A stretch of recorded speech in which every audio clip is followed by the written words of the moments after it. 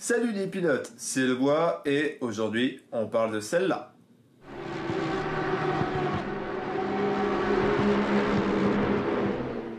C'est donc les Simjack Pro, donc un pédalier Lotzel, donc dispo en 2 ou 3 pédales. Moi donc c'est un pédalier que j'ai acheté en juin.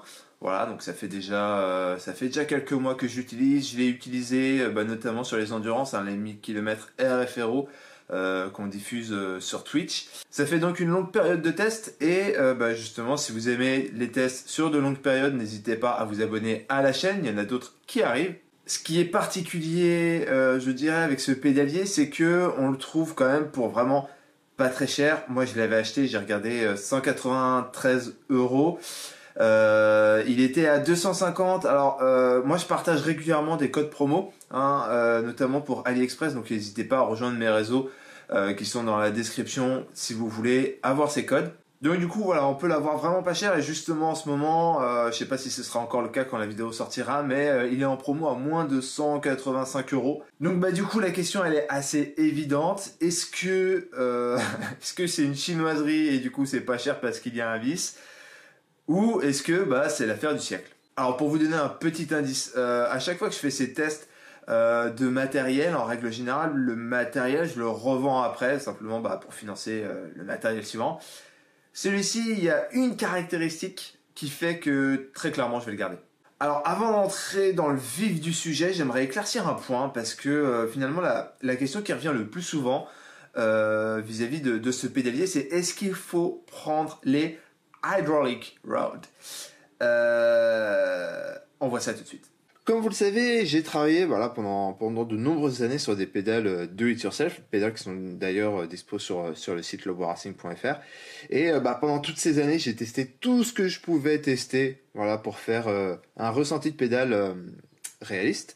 Et donc là, vous avez deux objets que j'avais commandé pour pouvoir tester, voir si effectivement ça permettait d'avoir la pédale ultime. Alors vous voyez qu'ils ont tous les deux la même forme en gros, et en fait ils font pas du tout la même chose, et c'est déjà le premier problème avec les hydraulic rods. Alors on commence par lui. Alors lui en fait c'est un amortisseur.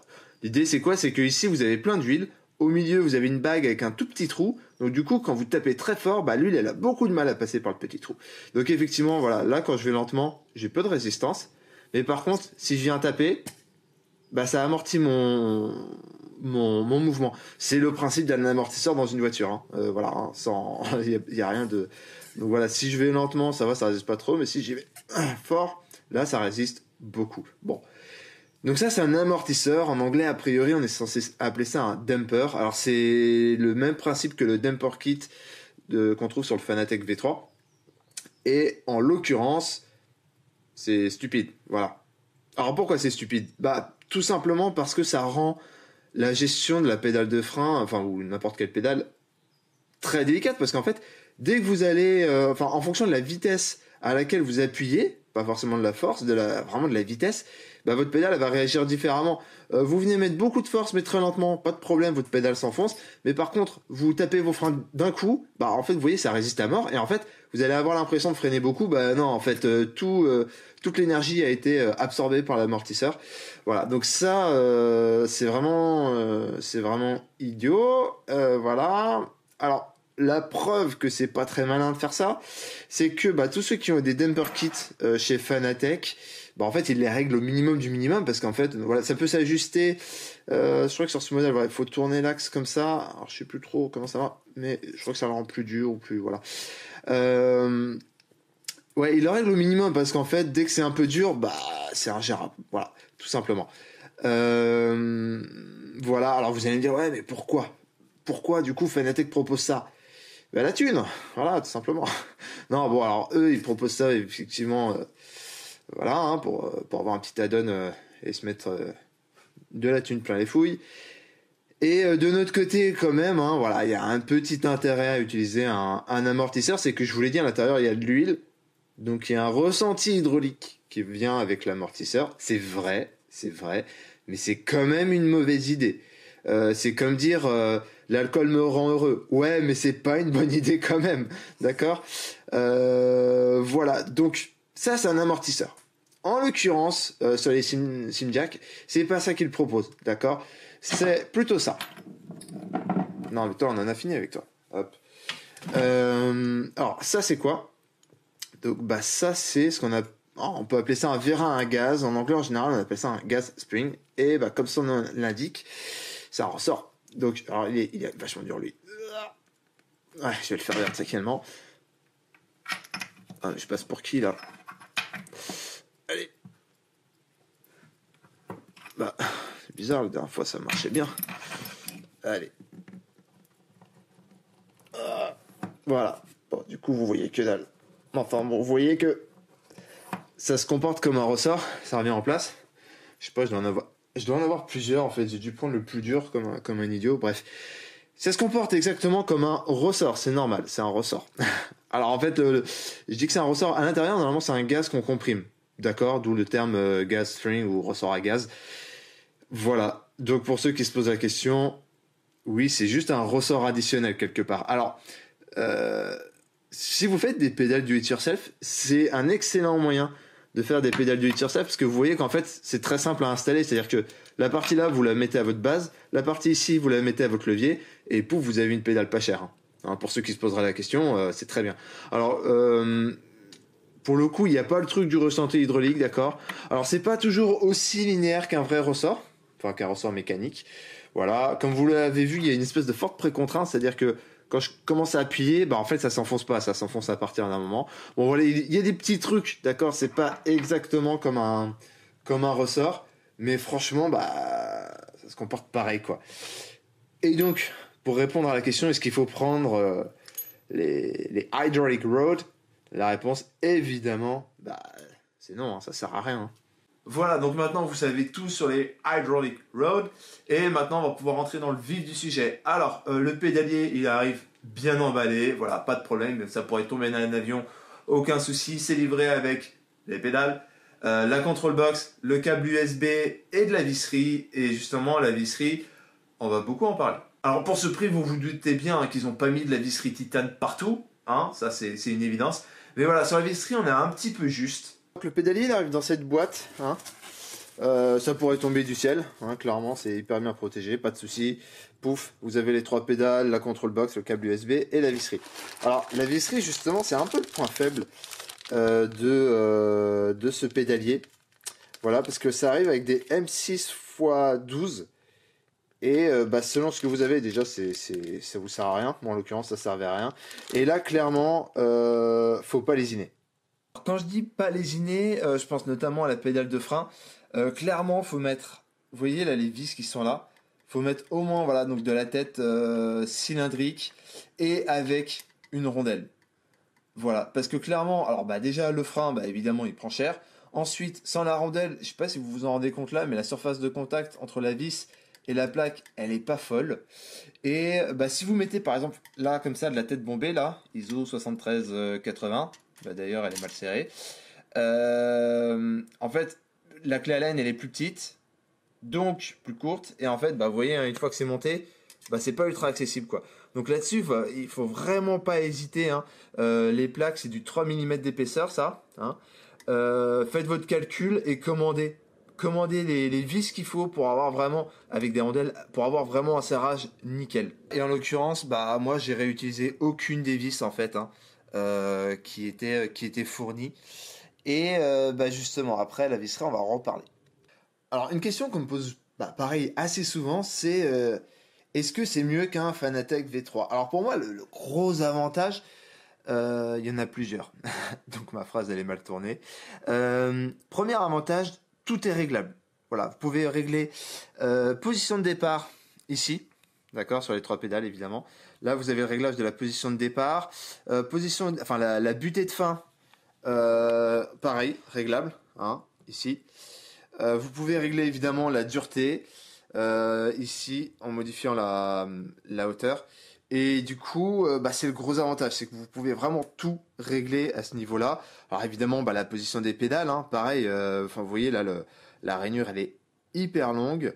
Et bah, si vous avez une plaque bien foutue, évidemment, vous pouvez régler aussi dans ce sens-là. Alors, le seul réglage qui est limité, finalement, c'est le réglage des plaques. Ça, les plaques, finalement, on peut faire assez peu de choses dessus.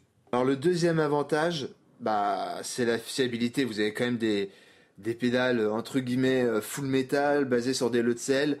Un lot de sel, ça crame pas, ça casse pas. Donc bon, de ce point de vue-là, on est quand même assez tranquille. Donc ça, c'est le gros avantage.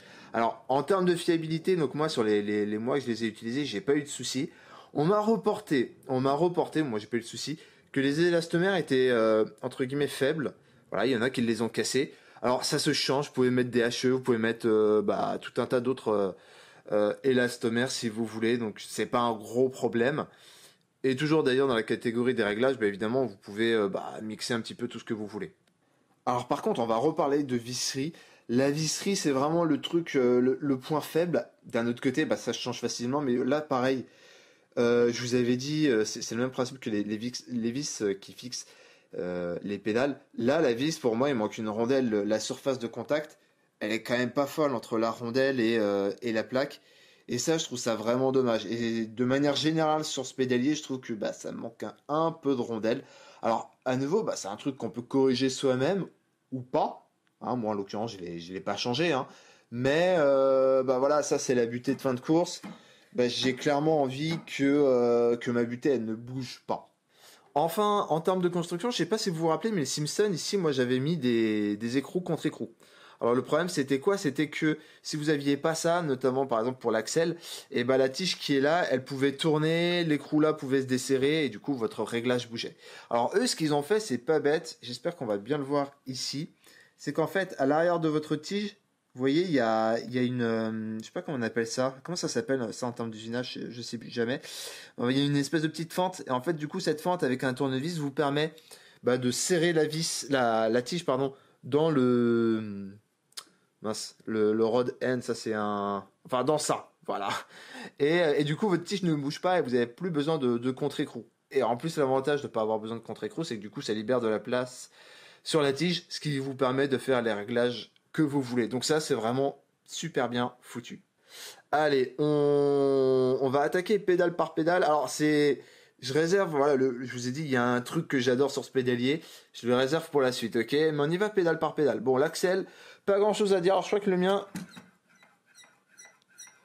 vous entendez? Voilà, il grince légèrement. Alors, je pense on peut le graisser. Bon, franchement, je m'en fous parce que, bah, de toute façon, mon simulateur fait déjà suffisamment de bruit comme ça. C'est pas ça qui va changer la donne. Alors, à noter que il y a pas mal de gens qui se plaignent. Vous voyez, il y a un petit mouvement latéral, un petit jeu latéral. Moi, franchement, je m'en fiche parce que, bah, quand je l'utilise, ça se sent pas du tout. D'accord, il n'y a pas de jeu, évidemment, dans ce sens-là. Hein. Donc, il n'y a pas de problème. Enfin, pour moi, il n'y a pas de problème là-dessus. Voilà, Axel sans histoire, ça marche. Voilà, quand je fais ça, ça accélère. Voilà, donc c'est tout ce qui compte pour moi. Voilà, je me suis trouvé un bon réglage. À nouveau, au niveau réglage, on peut vraiment faire des choses très très fines. Et ça, c'est cool. Voilà, nous on fait de l'endurance, donc si les positions sont pas nickel chrome, bah très vite ça se ressent quoi. Voilà, donc bah pas de souci particulier sur l'axel. On passe le frein, on va d'abord sur l'embrayage. Alors l'embrayage, bah vous connaissez ma position là-dessus. Hein. Oui, il y a un point dur. Oui, je m'en fous toujours. Voilà. Alors notamment en ce moment on est sur les 1000 km RF-Aero, là sur RF2. Et alors RF2 pour le coup, l'embrayage, faut à peine mettre un filet sinon ça cale. Donc du coup le point dur on n'y va jamais. Hein. Alors ceci étant, pour avoir testé une monoplace, c'était vraiment comme ça. Hein. C'était vraiment un tout petit filet d'embrayage. On montait à 5000 tours et fallait attendre que la bagnole soit à 50 km/h pour vraiment lâcher l'embrayage. Enfin du coup dans l'autre sens. Hein. Je dis un tout petit filet dans l'autre sens. Ok, donc bah ouais, embrayage qui fonctionne. Alors à nouveau, on peut régler la dureté. Moi, j'ai pas touché au réglage. Et j'imagine que lorsqu'on règle la dureté, derrière, faut régler le truc machin. Enfin bref. Franchement, à nouveau, vu ce que j'en fais sur RF2, bah n'importe quelle pédale d'embrayage ferait l'affaire. Mais bah en l'occurrence, ça fait évidemment l'affaire. Ok, le frein. Pièce maîtresse. Alors le frein, donc ça c'est pas d'origine. Hein. Donc en fait, il y avait 3 élastomères, il y en a un que j'ai retiré pour mettre ce tube que j'ai trouvé. Alors, les élastomères, j'ai pas trop compris s'ils étaient différents ou pas, donc ils sont de différentes longueurs, d'accord. Mais voilà, pas forcément de différentes duretés, ça c'est un peu dommage. On peut quand même faire énormément de ressentis différents, donc ça c'est plutôt chouette. Moi en l'occurrence j'ai mis une forte précontrainte, c'est pour ça que celui-là il est un peu boudiné, parce qu'en fait c'est déjà bien contraint là par cette rondelle. Euh, En fait, moi j'aurais besoin de commander un ressort là qui serait un peu plus court. Parce qu'en fait, la course molle de la pédale, bon là je suis à la main donc forcément j'ai un peu de mal, mais ça je trouve que ça fait trop long en course molle. Là en gros je suis plus. Enfin, de toute façon je peux réussir à compresser à la main, mais vous voyez, ça fait une course molle un peu longue. Voilà, donc ça c'est un truc que j'aimerais bien modifier, mais c'est pas un souci, hein, des ressorts comme ça se commande, ça coûte une misère. Et au passage, maintenant que j'y pense, c'est peut-être un peu dommage ici qu'ils aient pas mis peut-être deux, trois points de fixation, je sais pas. Ça aurait pu permettre aussi de moduler un petit peu le ressenti. Mais sinon, bah évidemment, pas de problème particulier, ultra fiable. Donc c'est une motelle de 200 kg. Alors j'avais fait un post là-dessus hein, sur Facebook, 200 kg, c'est ridicule. C'est-à-dire que bah, en fait ça fait trop. Mais bon, on va le voir après, ça fait quand même très très bien le café. Alors on arrive à la pièce maîtresse de ce pédalier, c'est la raison pour laquelle ce pédalier je vais le garder, c'est sa control box. Alors en fait comme vous pouvez le voir, bah elle est en métal. Et ça change tout. Alors qu'est-ce que ça change qu'elle soit en métal? Et bah ça fait qu'elle est ultra efficace pour bloquer les EMI. Les EMI, donc interférences électromagnétiques, c'est des perturbations électriques émises par tout ce qui est électronique de puissance, genre des gros moteurs. Bon là c'est Simucube 1, lui il est a priori plutôt bien foutu pour ça, mais voilà on peut avoir des soucis par exemple avec des vérins, et bah du coup des vérins j'en ai 4, ou avec évidemment un tensionneur de harnais. Donc du coup en fait très clairement avec des pédaliers Lotzel, en général on a pas mal de soucis. Alors effectivement, le principe de fonctionnement du load cell, hein, c'est quand même de mesurer des différences de voltage de l'ordre du millivolt, alors qu'avec un pédalier genre Logitech, vous allez de 0 à 5 volts. Donc forcément, si vous avez une perturbation sur un truc qui fonctionne sur du millivolt, la perturbation elle va être importante. Et juste comme ça, pour information, une control box en métal chez Usingvelt, il me semble que c'est sur l'Ultimate Plus, enfin bref, vachement haut de gamme. Et voilà, donc du coup, avoir une control box en métal à ce prix-là, c'est franchement pas mal. Alors au passage, on m'a dit que le câblage des load cells était compatible avec la control box des Usingvelt si vous voulez utiliser le logiciel Usingvelt. En l'occurrence, là, ça utilise DayView et justement, je vais vous montrer un petit peu cette perturbation EMI, ce qu'elle fait.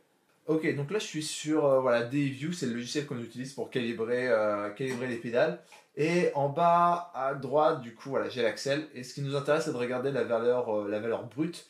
Donc je vois que je suis à 6690, moins 6600, attends, stabilisé, voilà. 6630, 6690, et je monte jusqu'à 5006. Voilà, donc au passage, le signal est vachement propre. Voilà. Et si j'allume le simulateur, on va voir. Donc là, c'est à 1630. J'allume le simu. Vous voyez, 7002, 6006, 6006. Voilà. On revient dans les mêmes valeurs et vous voyez, la calibration de la pédale, elle n'a pas bougé. Alors que clairement, voilà, avec d'autres pédaliers, on peut avoir des valeurs qui changent vraiment de manière très importante. Alors, de toute manière, hein, on va être clair. Avoir des pédales load cell avec un simulateur de mouvement, de base, ce n'est pas une bonne idée. Mais là, en l'occurrence, clairement, ça le fait. Voilà, j'ai jamais été embêté par rapport à ça, donc ça, c'est vraiment un bon point, quoi. Et au passage, on disait, hein, load cell 200 kg, là, vous voyez au milieu le frein, je vais de moins 22, donc en brut, hein, à, allez, j'y vais comme un fort. Voilà. Allez, j'utilise un tiers de la plage. C'est dommage. À la limite, un load cell 120 kg, j'aurais utilisé une plage beaucoup plus importante. Et on aurait eu une précision supérieure, quoi. Bon, enfin bon, c'est pas très grave. Mais voilà, moi, cette control box, rien que pour ça, franchement, j'ai eu des control box de pédalier load cell où c'était pas utilisable avec des vérins, quoi. Et pourtant, mes vérins, ils sont bien protégés, câbles blindés, filtre EMI, etc. Alors, pour ceux qui se poseraient la question, ouais, je viens de changer d'écran. Voilà, je viens de monter un G9.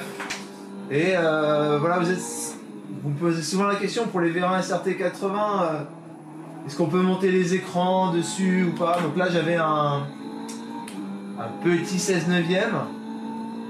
Et voilà, je viens d'acheter ça. Un G9. Alors en fait, j'ai pris d'occasion, il a un PET. mais qui se voit pas, enfin, assez peu ici en fait. Et voilà, donc je me suis dit, tiens, je vais prendre ça. Comme ça, on va enfin savoir est-ce que ça survit ou pas, quoi. Alors en l'occurrence, là, pour le moment, il est fixé que par derrière. Voilà, j'ai juste mis ça là, mais c'est pas très... comme vous pouvez le voir, c'est pas très efficace. Oh ouais. Ah, une calque est déjà partie. Bon allez, parlons quand même du pédalier. Donc bah ouais, ça fait bien l'affaire.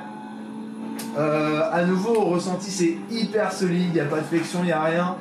Il y a vraiment suffisamment de matière là où il faut.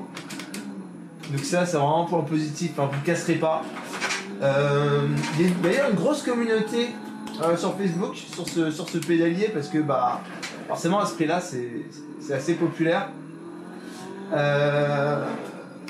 Et du coup, des modes qui vont avec. Voilà, j'ai vu des gens mettre des bass shakers, mettre un mode pour changer aussi les roulements. Donc voilà, pas mal de petites choses. Oh là là, l'écran il est en roue libre. Et du coup, ouais, un ensemble très satisfaisant. Hein. Franchement, pour le prix, en fait, je veux dire, je vais pas dire que c'est le meilleur pédalier du marché. Hein, voilà, il y a probablement mieux. Mais en fait, si pour avoir mieux, il faut mettre 3 fois le prix, moi ça m'intéresse pas des masses. Je préfère clairement me dire, ok, je mets du coup 200 balles dans ce pédalier et ça m'économise 200 balles pour autre chose, je sais pas, un volant, passer sur une base moteur pour le volant qui soit plus haut de gamme. Enfin voilà, clairement, en fait, à ce prix-là, je trouve ça assez dommage si le budget est relativement limité. De venir mettre beaucoup d'argent dans le pédalier alors que on a quelque chose ici qui fait largement l'affaire, quoi. Franchement, voilà, on peut pinailler un petit peu, il y a du jeu, il y a machin, la visserie. Mais bon, j'ai envie de dire, vous allez pinailler autant, enfin on pourrait faire le même genre de critique sur du beaucoup plus haut de gamme, hein, voilà. Que la visserie fournie soit pas excellente, bon, ça me choque pas plus que ça, je veux dire, ils n'allaient pas non plus mettre tout Castorama dans la boîte, quoi. Bon, monsieur. Donc voilà, j'espère que ce test vous a plu. Donc en fait je fais le test parce que je vais monter un autre pédalier bientôt.